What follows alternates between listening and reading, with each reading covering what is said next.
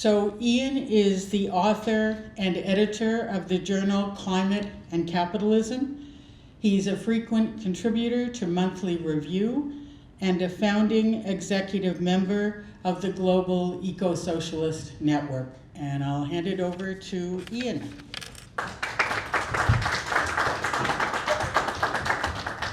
Thank you very much. Very quickly, before I get into my actual talk, I'll put my radical historian hat on, because some of you may know that I wrote about the history of the Canadian left. And it's just that being in this building, which is 33 Cecil Street, I spent most of my early political career between 1965 and 1967 across the street at 32 Cecil Street, which was the headquarters of the Young Socialists, which at that point, very quickly it was the largest of the Trotskyist groups in Canada for quite a long time. And a whole bunch of time there. So if you want to look across the street where that building used to be, there's some history. And in case that's not enough history for you, walk down to Beverly Street. On the corner, you'll see a building that's 210 Beverly. And that is where Morris Spector, the founder of Canadian Trotskyism, taught classes on Marxism in the early 1930s. And then if you want to turn around and walk the other way, over to Spadina, you will be in the neighborhood of the only place in the world where a united front general strike against fascism occurred in 1933 when Hitler came to power. And it was organized jointly, believe it or not, by the Trotskyists and the Communist Party. And the entire street, which was mainly Jewish textile workers, went on strike against Hitler and marched to Queen's Park and had a huge rally there. So lots of working class and revolutionary history right in this great area. Okay. Thanks so much to you for coming. Thanks to the organizers of Marxism 2026 for inviting me. I will underline the land acknowledgement that was made this morning at the beginning of the session. Certainly very important how I view the world. And my own writing takes place mainly in the territory of the Anishinaabe Algonquin people, and we certainly salute their care of this land for so long. Over the past decade, I've written several books whose common theme is the conflict between capitalism and the natural world that our lives depend on. And I wrote them because I have a conviction. I wrote this in one of my books, and then I've put it in several books since. My conviction that eco-socialism, the term I'd use, cannot succeed, socialism can't succeed, unless it is more than a pious wish for a better world. It has to be based on a concrete understanding of how our world has evolved, how it's changing today, and where those changes may take us. The way we build socialism and the kind of socialism we will be able to build will be profoundly shaped by the state of the planet we will build it on, the planet we will inherit from destructive capitalism. If our programs and our activity don't have a scientific basis, then all of our efforts to change the world will be in vain. That's the fundamental theme of the book I'm introducing today. This is the first Canadian event for it, Metabolic Rifts, Capitalism's Assault on the Earth System.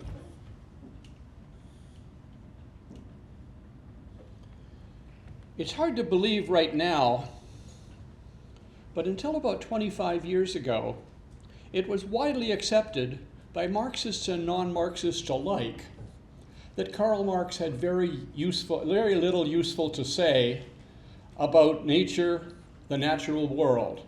In fact, there's a whole school, and you could see it's widely argued, Marx didn't give much of a damn about nature. For example, no. What am I not doing right?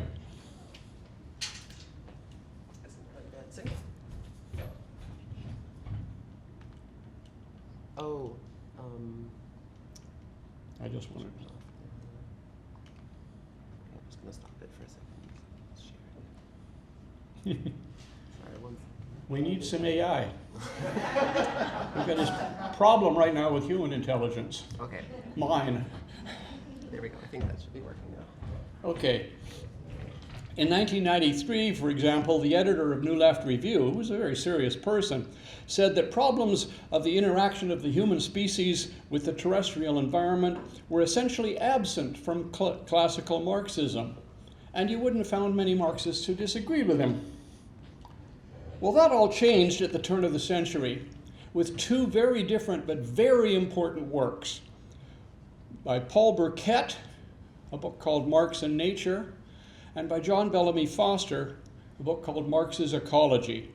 And they basically overturned that misconception. They showed that contrary to conventional assumptions and the assumptions of many Marxists, Karl Marx and Engels, and Marx notably, their work included a powerful ecological critique of capitalism. They didn't know the word ecology, that hadn't been invented yet, and it's one of the reasons people missed it. They were using a different vocabulary, but they were certainly dealing with these subjects. And Foster in particular demonstrated the importance of the concepts of metabolism and metabolic rift in Marx's analysis. And the result, as the historian Andreas Malm says, since then, one Marxist line of inquiry into environmental problems has outshone all the others in creativity and productivity, the theory of the metabolic rift. Now, my book does not spend much time arguing the case that Marx and Engels were ecological thinkers. I did deal with that, and I don't do, but not at great length. And I don't spend any time polemicizing with people who reject Marxism or reject Marxist ecological theory. Other people have done that very well, and that's not where I wanted to take the book.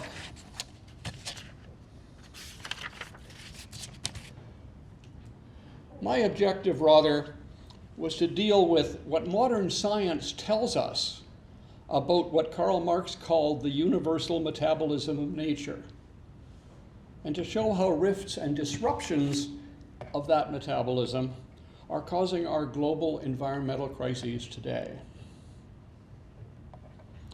Metabolic rifts occur when our social and economic systems disrupt the universal metabolism of nature, when our social and economic systems conflict with nature. All living things, every living thing, from bacteria to fungi to human beings to giant wildwoods and blue whales, exist by taking matter and energy out of their environments, using it to maintain and build themselves, and then excreting it in forms that other living things use. As Friedrich Engels wrote, almost the definition of life, if you want one, is organisms that engage in continual metabolic interchange with the natural environment outside them. So this circular interchange is essential for life to exist. Nature, we can say, is the ultimate recycler.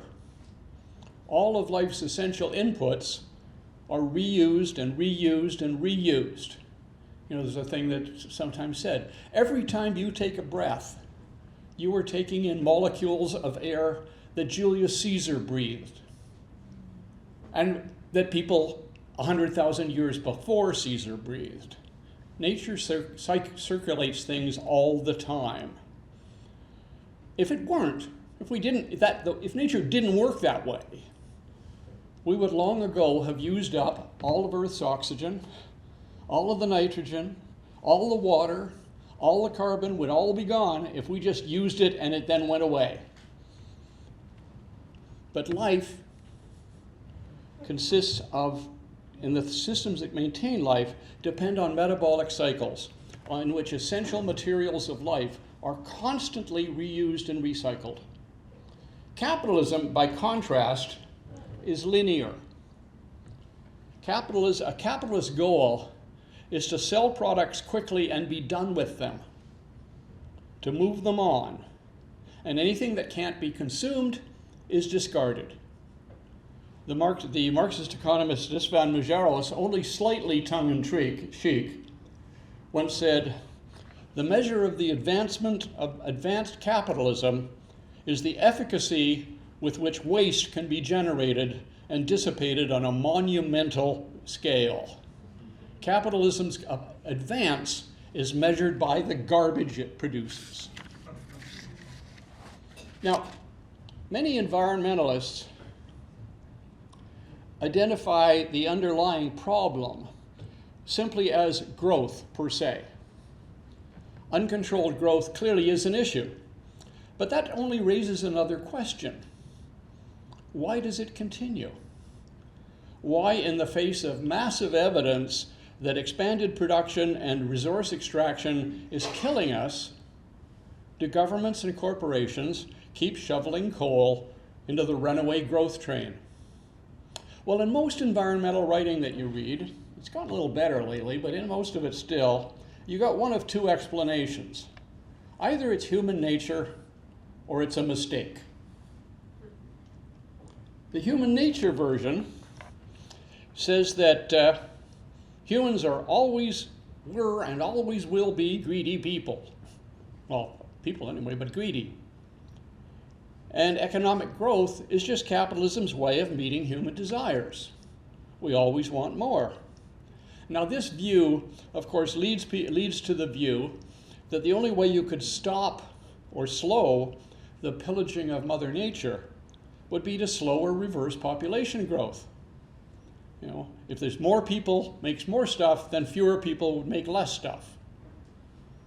Now, that claim is fatally undermined by the fact that the countries with the highest populations and the highest birth rates own the least stuff and produce the least pollution. Right across the world. If the poorest 3 billion of people in the world disappeared tomorrow, it would make almost no difference to the environmental destruction of the world in our century. Okay, so the other common explanation is that it's a false ideology. And you'll see this, that we have been, we're attracted by, it's a fetish, it's an obsession, it's an addiction to growth. The term growth mania gets used. And such accounts present the drive for growth that politicians and investors make as the influence of bad advice, bad opinions about how the world should work. It's a fetish. You've been tricked. The British Marxist Fawzi Ibrahim says, this must be the first time in history that a necessity has been described as a fetish. You might as well describe a fish having a fetish for water as saying that capitalism has a fetish for growth. He says growth is as essential to capitalism as water is to fish. A fish would die without water, and capitalism will die without growth. So the growth ideology is real, but it doesn't cause a perpetual growth. It justifies it. Uncontrolled growth isn't the root cause of the global crisis. It's the inevitable result of a profit system, of capitalism's inherent drive to accumulate every more and more. Marx had a formula for it. He said, a capitalist starts with money. Ordinary people, if you have money, you use it to buy the things you need and eat. And maybe you got some left over, so you use it for some entertainment or whatever. But basically, you buy some things to consume, and then you go to earn some more money so you can continue to eat and have rent and so on. But a capitalist does it differently. A capitalist uses his money to, or her, but usually his, to buy commodities, and those commodities include our labor power, on raw materials and so on, and he uses those to make new commodities that he can sell. So the point of that money is not just to get necessities, it's to create more money. We start with M for money, we go to C for commodities, and then we go to M prime, which is more money. And it's an endless circle.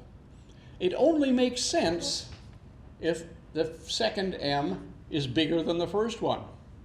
That's what capitalists do. Now, they don't always make a profit, but that's their goal. And then when they've got it, it circles back and we go into another cycle. And then it circles back and goes into another cycle. The whole point is to grow the capital, the money, which in this case is now what we call capital.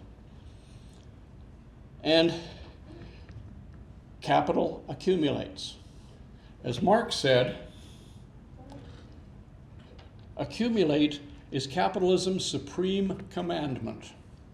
It's more important than anything in the Bible. Capital, he said, has to grow. A zero-growth economy can't exist under capitalism. Capitalism aims at accumulation for accumulation's sake, production for production's sake, production on a constantly increasing scale. That's the way the economy works. Big banks and money funds and multimillionaires invest in corporations and other things in order to get more money back. That's their whole reason for doing it. They really don't care if the place they invest in is making cars or clothes or candy bars, so long as they get a return on their investment. That is, so long as they get more back than they put in. Corporations, then, are giant social machines for turning capital into more capital. That's what the owners of those corporations expect, and that's what the managers and executives have to deliver. Now, as individuals, we meet them over drinks, the people who run the giant polluting companies probably want their children and grandchildren to grow up in a clean and environmentally sustainable world. If you ask them, do you want your children to be strangled by pollution? Well, they would probably say no.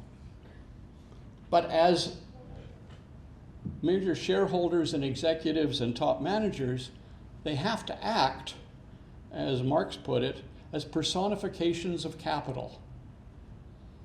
Regardless of how they behave at home or with their children, at work they are capital in human form, and the imperatives of capital take precedence over all other needs and values. When it comes to a choice between protecting humanity's future and maximizing profit, they choose profit. A few weeks ago I had a reporter ask me, and I have been asked this before, so I was ready for it. I said, okay, if you were the president of Shell or some big petroleum company, what would change? And I said, well, in about 2 weeks I'd be fired. A person who's unwilling to put the needs of capital first isn't likely to get to be a senior corporate executive. And if the screening process that corporations have somehow fails, and somehow a CEO has an inconvenient attack of conscience, that person will not last long in that position. It's been called the ecological tyranny of the bottom line. When protecting humanity and the planet might reduce profits, corporations will put profit first. Capital has only one measure of success. How much more profit was made in this quarter than in the previous quarter? How much more was made today than yesterday? It doesn't matter if the sales include products that spread disease, destroy forests, demolish ecosystems, treat our water, air, and soil as sewers. It all contributes to the growth of capital, and that's what counts. Each corporation seeks to ensure that its own products produce an attractive product on invested capital, and a corporation that's got lower costs or more attractive products than another corporation can drive its competitors out of business and thus take more and thus accumulate more for itself. So there's constant pressure on every corporation to expand physically, financially, and geographically. If nothing stops it, capital will try to expand infinitely. That M1, that never ends. Hegel called that a bad infinity.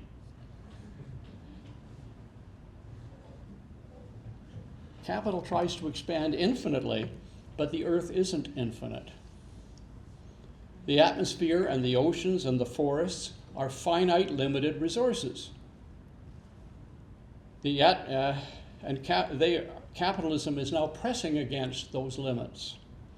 Metabolic rift theory, which was first developed by Karl Marx and has been greatly extended by scientists and socialists since then, explains what happens when a system that needs infinite growth collides with natural systems that depend on constant cycling and reusing.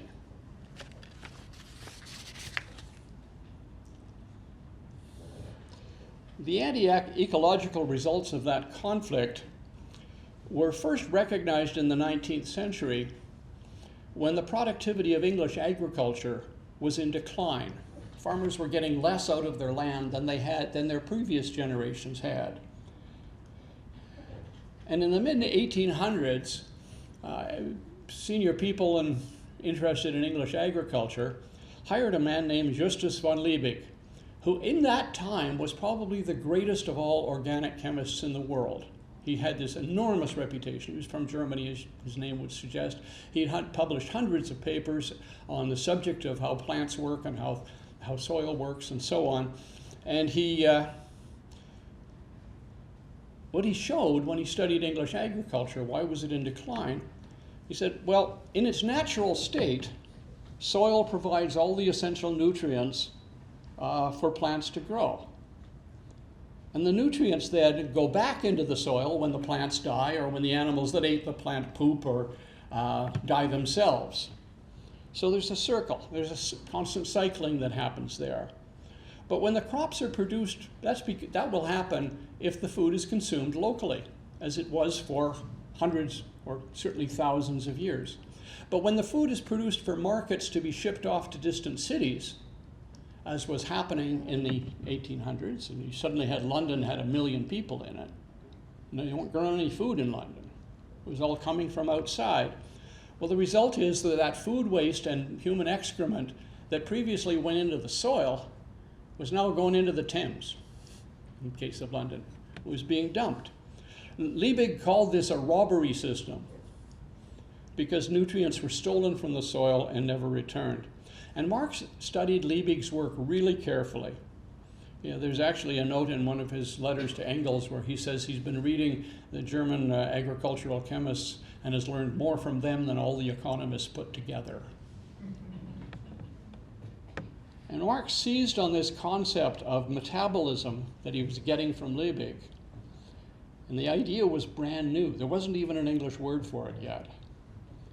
And he made it central to his analysis of the relationship between humanity and nature.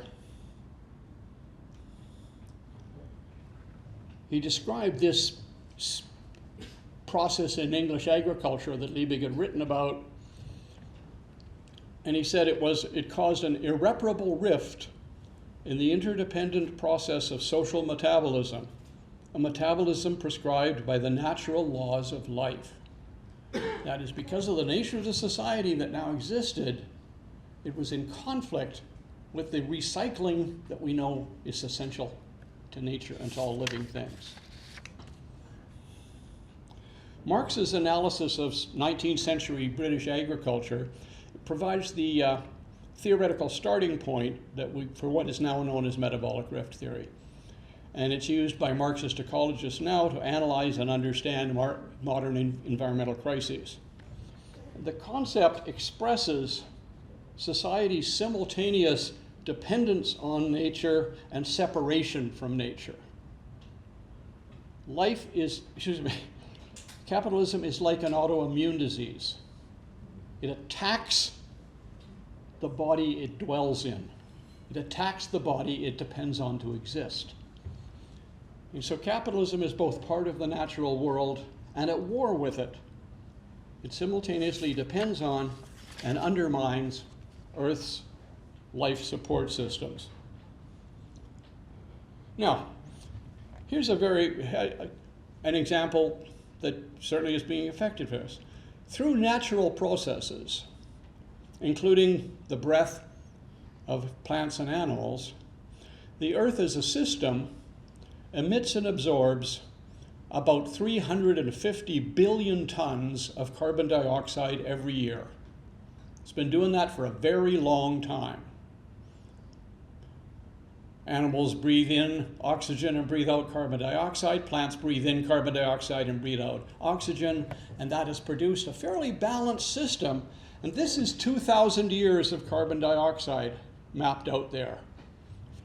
Now, we could do this just because it would look even flatter.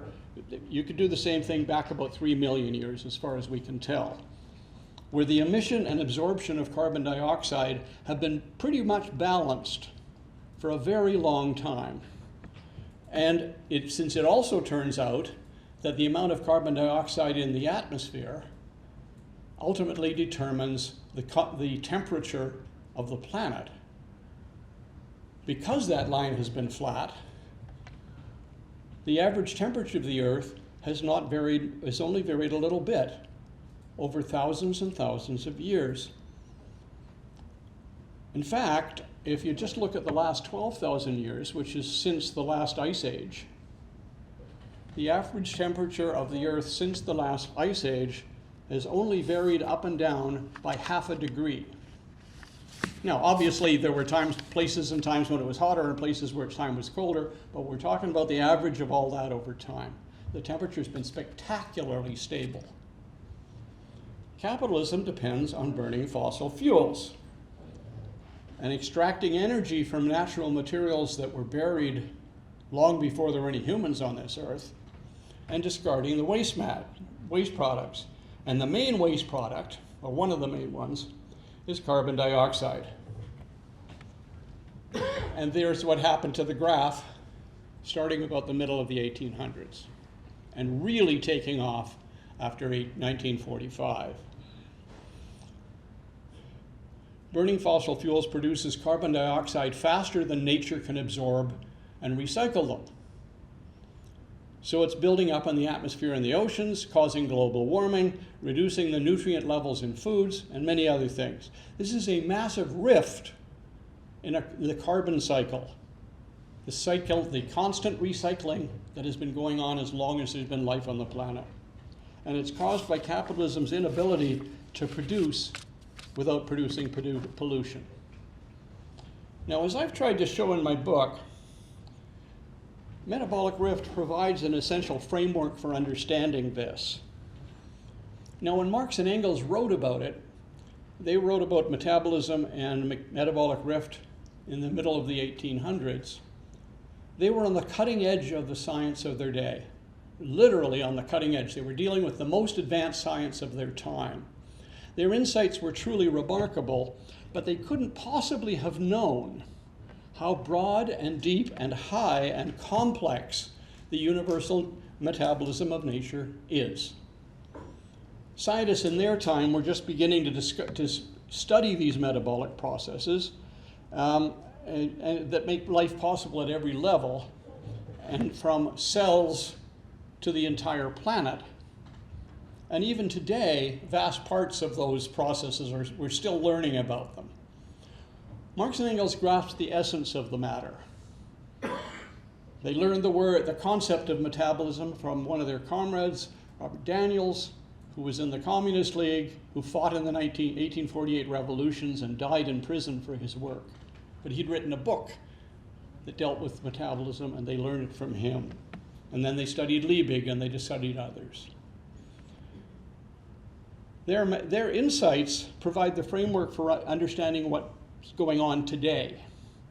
Above all, we now understand the vital importance of metabolic cycles in maintaining the entire Earth system, from the deepest oceans to the top of the atmosphere. Okay, so I'm introducing a book. What has it got to say? Here's a brief condensed version, very condensed version of what the book is about. In Metabolic Rifts, I discuss how the understanding of metabolism, metabolic rift, has developed in socialist theory and in natural science since the time of Marx and Engels, and what it reveals about the multiple global crises that how we might solve them. And the book is divided into 4 main sections. The first 2 tell parallel stories. The first section, which is called The Discovery and Rediscovery of Metabolic Rift, shows how Marx and Engels discovered it and developed their views. Then it shows how other socialists, who are far less known and many of them almost forgotten, picked up those ideas and developed them beyond Marx through the 18th century, through the 19th century and into the 20th. And it discusses how those ideas have been rediscovered and extended by eco-socialists in the 21st century. And then it tells the parallel story of how scientists came to understand the role of metabolism in the evolution and functioning of the biosphere, and about the multiple rifts that are now disrupting the entire Earth system. So this discussion goes from Justus von Liebig, who I've talked about, who identified this rift in the nutrient cycle for plants, to Vladimir Vernadsky, a great Russian scientist who actually invented a couple of words, biosphere and biogeochemical. He invented biogeochemistry. That is the complex of biology, geology, and chemistry that cycles, that supports life and makes the biosphere possible. And there's a great book in the middle of the 1920s called The Biosphere, which laid out many of these concepts. It was little known in the West because it was in Russian, and you weren't supposed to accept anything a Russian scientist in those days, or for a very long time afterwards. In fact, the book was not fully translated until the end of the 20th century. And then go on to Barry Commoner, an American scientist who had a best-selling book in the 1960s called The Closing Circle, which doesn't use the word metabolism, or for that matter, the word ecology. But it demonstrated how capitalism since World War II had been disrupting nature's cycles and causing global environmental crises. And then that parallel story to the Marxist development goes on to the breakthroughs of the past 20 years with the development of what's called Earth system science, that is the science of the entire Earth as a system, and the radical break that we now call the Anthropocene. So that's the first 2 parts of the book. The third part, which is actually the longest section of the book, is called Capital versus the Earth System. And it shows concretely how capitalist development has produced major environmental crises on land, in the air, and in the oceans. It discusses what I call capitalism's anti-ecological logic, which inevitably conflicts with nature's universal metabolism. If anybody's read my previous book, Facing the Anthropocene, you build on the concept of capital's time versus nature's time, which I talk about in that book. Capitalism, as we said, is characterized by inexorable drives to turn everything into commodities, to maximize short-term profits, and to accumulate ever more wealth. And those fundamental features combine in a system that destroys human lives and natural systems.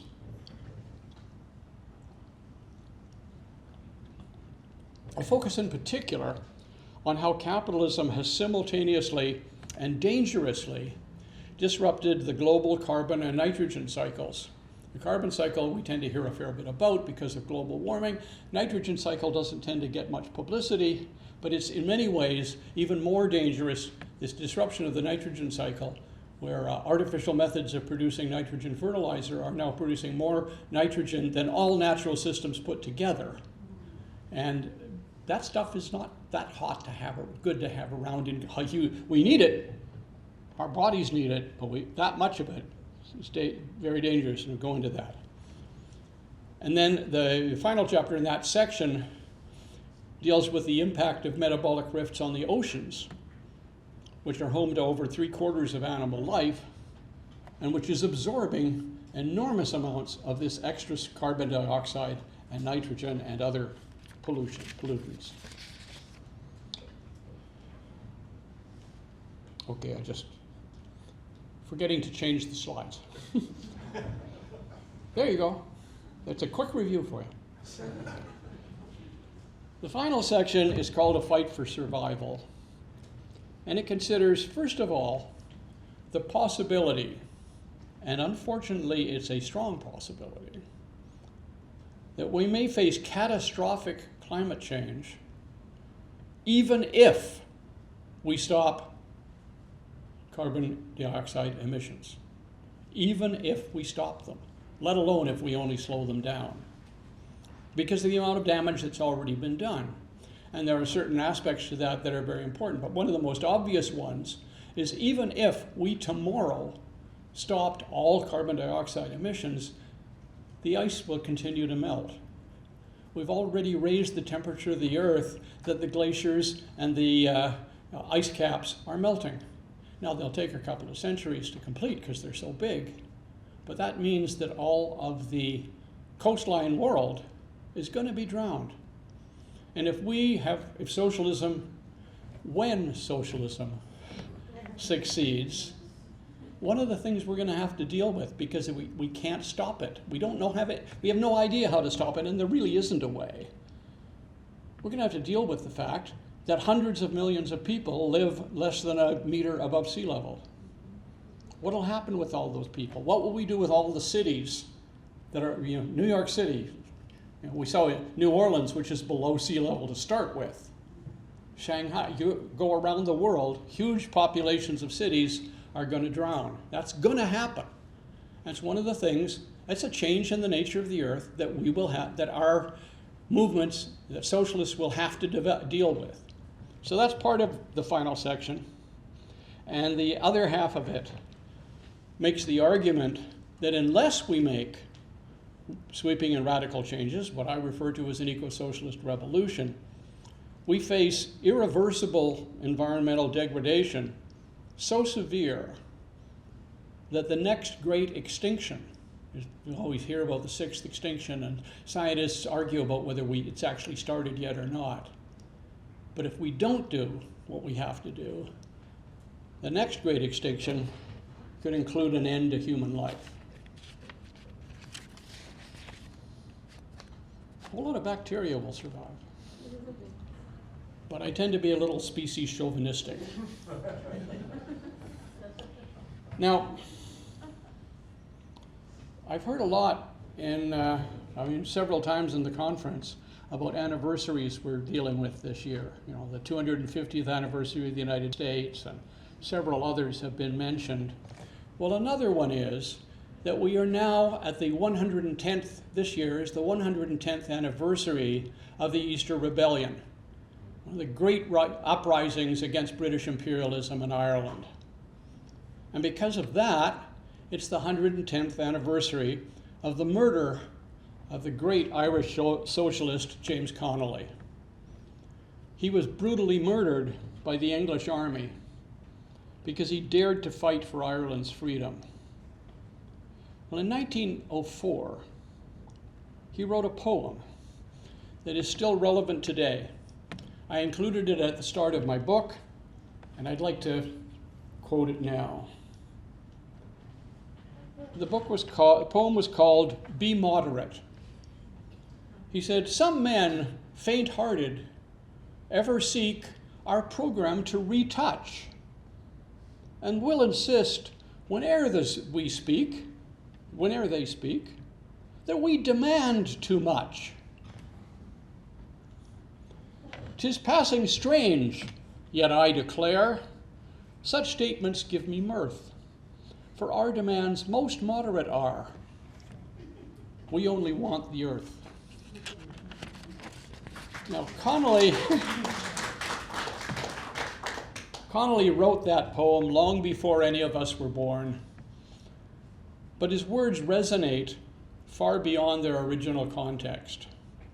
I submit that Connolly's words are an appropriate theme for today's mobilizations against environmental destruction.